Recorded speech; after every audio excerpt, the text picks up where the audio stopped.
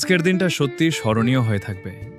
প্রিয় বন্ধু মেহেদী হাসানের ছেলের আকিকার দাওয়াতে আমি এস এম সোহাগ, ফারুক এবং মাসুদ একসাথে গিয়েছিলাম। অনেকদিন পর সবাই মিলে এমন সুন্দর একটা সময় কাটানোর সুযোগ হলো।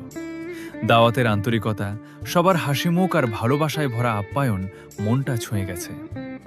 খাওয়া দাওয়ার পর আমরা সবাই মিলে অনেকক্ষণ গল্প করলাম, হাসাহাসি করলাম, চারপাশে ঘুরে দেখলাম। ছোট ছোট মুহূর্তগুলোই যেন আজ বড় বড় স্মৃতি হয়ে গেল। ব্যস্ত জীবনে এমন কিছু সময় আসে যা মানুষকে আবার নতুন করে বাঁচার আনন্দ শেখায়। আজকের দিনটাও ছিল ঠিক তেমনই, হাসি, আনন্দ আর বন্ধুত্বের উষ্ণতায় ভরা একটি দিন। আল্লাহর কাছে দোয়া করি মেহেদী হাসানের ছেলেকে তিনি নেক হায়াত দান করুন, সুস্থ ও ঈমানদার সন্তান হিসেবে কবুল করুন এবং পরিবারের জীবনে সুখ, শান্তি ও বরকত নাজিল করুন। আমিন। দিন শেষে বুঝলাম জীবনের সবচেয়ে সুন্দর সম্পদ হলো প্রিয় মানুষগুলোর সঙ্গে কাটানো কিছু আন্তরিক মুহূর্ত।